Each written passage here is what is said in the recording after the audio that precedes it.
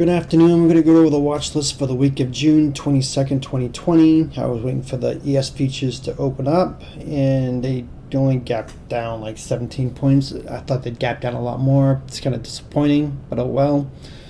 I think this week is going to be a lot like last week. More store closures are probably going to end up happening voluntarily, not unless the COVID-19 really picks up steam and then the government steps in. They said they're not going to, but if it gets really, really bad, they're going to have no choice, in my opinion. So with that said, there's a lot of the stocks that were on there last week that are on this week too. And on the bullish side, I've got Clorox.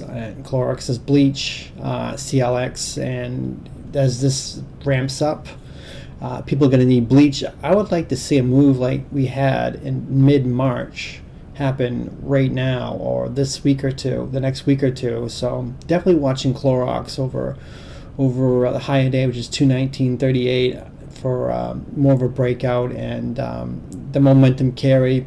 But you know, it is outside the color channel. It could pull back a little bit before spiking up. So definitely watch for that. I think that that could have a potentially big move. And Amazon is the next one, AMZN.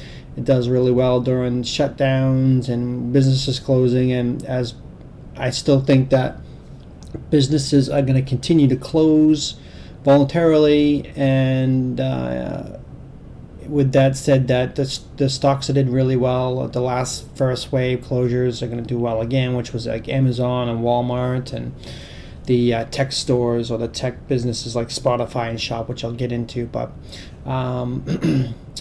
with that said, Amazon over 2,700. I think it can go easily to 2,800 this week if we start seeing the online retailers picking up. Looks like the ES futures are dropping more now. So, but just because they're red now doesn't mean they're going to be red in the morning. How many times I've seen the ES futures be down negative 50 points, and by the time the market opens the next day, it's up 25 points. So, I mean, it doesn't mean anything. So, next is going to be Netflix. Netflix did really well. Even though Netflix still has the head and shoulders, I mean, technically, the head and shoulders on the daily is still barely hanging on. But once it clears the 459 area, that's invalid. So,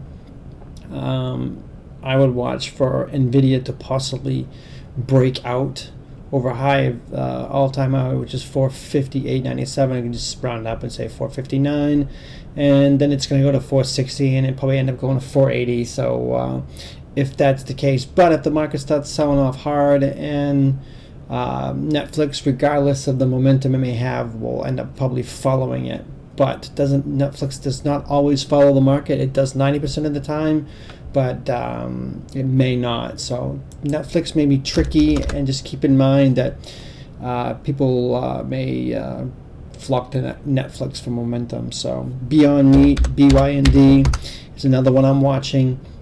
Tyson has more plants closing or meat shortages, and I saw something today, I can't remember what exactly it was, something about China not letting Tyson products in China or something like that. I vaguely remember the headline that something China is rejecting Tyson in some way or form. I can't really remember exactly what it was. But anyways, there is a meat shortage. It's worse in some places, and in other places it's really not showing much of an effect. But I think the meat shortage is going to get worse. And as the meat shortage gets worse, I think Beyond Meat is going to end up really benefiting from that the most. So I would watch definitely Beyond Meat over 160 to go to over 167. I gotta look at the weekly and see if that's all-time highs is 239. But if it does get over the 160, I mean, could really test the 168, even get into the 180s. And if for some reason that something really bad happens where the shortage is like really, really bad, that I wouldn't be a bit surprised if we see Beyond Meat up to 200. So I would watch that. I think the meat shortage is definitely gonna help them. Activision and EA, the gaming sites, Activision ATVI, over the high of day on Friday, 76, 75, for a push into the 80s. Does get some resistance right here at 80, and the all-time high is 85. I mean, you definitely could see that retesting that if businesses close, people end up getting stuck at home again. I know it's summertime, but we haven't really seen really a huge amount of fear. And if there is, the second wave is really bad, and the fear is like really bad, that I think that you'll see a lot of people stay inside regardless of how nice the weather is. So go back to gaming. So Activision and EA, same thing. Expecting out of them. So over, what was the high of this candle, which is 130, 140, over 131. Let's get a little bit of resistance in the 133s. Then you get like 140. I think that if it can get the games get some momentum and the market's really doing crappy, and the COVID gets worse, that you could see this in the 140s even push to 150.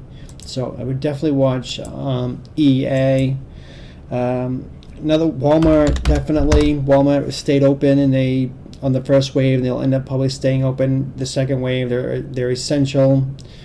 So I would watch Walmart to push over the middle kilt, which is 121, but you can grab it over 120. You're going to have resistance in the 123s. It's over 123, 125. Then you could get, it's going to be, get to the 125, you get a little open area right into the 128 to even 130. So I would definitely watch Walmart. And I mentioned Spotify. Oops, that added to Walmart. I cannot type today. Spotify, same thing. I mean, it's way outside of the Kellner channel. It may pull back a little bit, but people are going to listen to music if they're locked in and have nothing to do. So, but I mean, I would love to see it come back and fill in the gap. I don't think it's going to. So I would watch Spotify to get over 240, and if it gets to 240, it's probably going to go to 250 easily. So I would watch Spotify. Shop, another one that does well, another online shopping place. So I would watch it over the 890, and it gets over that, it's going to go over 900. Let's see if that's all-time high. Yeah, it should be. Yeah, it is. And it gets over 900, it's probably going to go to 920. So when there's no resistant overhead resistance, you got to go with the fat round numbers, which would be like 900 and the 910s, 920s. Especially on a stock like Shopify that has big ranges like Amazon and CMG. So if it does clear the 895 area, it's going to go straight to 900. Might find a little resistance at 900, but I'm sure that momentum's on its side. It's probably going to blow through and probably go to 920. So I'd watch Shopify. Now UPS obviously is going to end up doing well because of online shopping. People need a delivery service. So I looked at FedEx. FedEx chart's not as good as UPS. I mean, UPS, you could say you get a little inverse head and shoulders, left shoulder of the head and the right shoulder, and it gets over 109. It's probably going to push into the 115 area. So you find a little resistance at 110, but if it clears to 110, and it completes the inverted head and shoulders, that it's going to go to 115. So I would watch UPS. Costco is another store that's been open and that does pretty good during the COVID-19. So if retail gets hot like Walmart or Target starts going, I would watch Costco too over 302 for a run to 310. It does kind of like stall out at 310 if the momentum's there in retail, or the COVID-19 numbers are really bad, people stop panicking, that it's going to burst through the 310 and probably get to 315. So I would watch Costco. And Facebook. Facebook's going to end up following the market, but sometimes it doesn't. If people are online, they're going to go on Facebook, they're going to click on ads, and ad revenue is going to go up. So it's going to be good for Facebook. Instagram is going to be used more, ads for that. So I would think that over 241, I'll probably see a push to 250 if it gets over that, and yet that is all-time high. And I still think that Facebook, if the market doesn't dump or crash big time, I still think that Facebook's going to be a $300 stock by the end of the year. So I would keep an eye on that. Now on the short side, Baba is one of them. I just like shorting this. I mean, you can see right here, it's got like an upward channel right there. I like it under 220.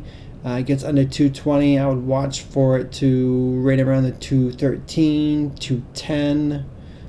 Even down here into the 205 area. Now, if the market really sells off, it's probably going to end up going to 200. So we'll have to see what the market does this week. Last week, I thought the market would do a dump and overnight pump last week, but it did not. The market was very choppy. So I think that it might actually do that this week. I'm thinking that we will probably gap down and we'll probably pop tomorrow during the day, because I don't know, the Fed or something will come out where they'll try to pump it during the day, and then I think that we'll start seeing the overnight pumps and the morning dumps. So we'll see if that actually does happen this week, but that's what I'm thinking for tomorrow, is that we gap down, and then it's going to be a Monday pump, and then probably a Monday gap up, then a Tuesday dump. Then we'll have the overnight pumps and the morning dumps. So Apple is another one. I mean, they closed their stores, but they said they got new products and something going on tomorrow, so it might not be a good idea to short it tomorrow. But if the market gets selling off, it might be worth shorting probably later in the week. I definitely can see that it could probably get down to the 335s, even test this 325 area. If the market really picks up steam and selling this week, I mean, I think you're going to see it come down to the 305, maybe even 300. So, but I would not short Apple tomorrow. They get new products and something going on tomorrow. I remember seeing it, that you don't want to short them when they have announcements coming out, because they end up doing pretty well. So Roku is another one. I know Roku's got like some kind of like buyout rumor, but you got like a little support line right here. If the market's weak, I think it's going to reject. This whole buyout could be just a rumor. There's nothing saying that it's going to happen, or there's no evidence proving that it will happen. So I mean, it could be just hype. It could break this trend line right here and break out into 140, but I don't think it will. I think it will find resistance and end up pulling back. So but I will be watching it. If it does end up breaking this trend line, I will take some calls for the long for the 140. So I will be playing both sides regardless of which direction it goes. If the market's weak, I think that Roku's going to end up following it unless it's got a catalyst or some kind of news. BA, the same thing. Boeing. I watched the president's speech yesterday, and he was really talking proudly about Boeing and stuff like that, turning things around. But if the market sells off hard, Boeing's going to fall. So I would imagine Boeing, I'd be looking for Boeing under 180 to retest this 158 area, even to, let's see, yeah, there's 165, 156, and even the 145s on Boeing. Now, if Boeing ends up, having some kind of news or reacting positively, the market gets pumped, I mean, I'll take the long side too. I mean, Boeing's going to be a good play either direction. I always do really well with Boeing. So, but I'd be looking at it from the short side, because I'm actually leaning towards the short side this week. I think the numbers are going to be bad, and they're going to keep coming in. Priced in, I mean, people keep saying it's priced in. I don't think it is. Fear is never priced in. The first wave wasn't really a big sell-off. I mean, I'll show you right here. I mean, this is not fear. Right here, this is not fear. This is dump overnight pumps, dump overnight pumps. I mean, this is not fear. This is, I'll show you fear. Market fear.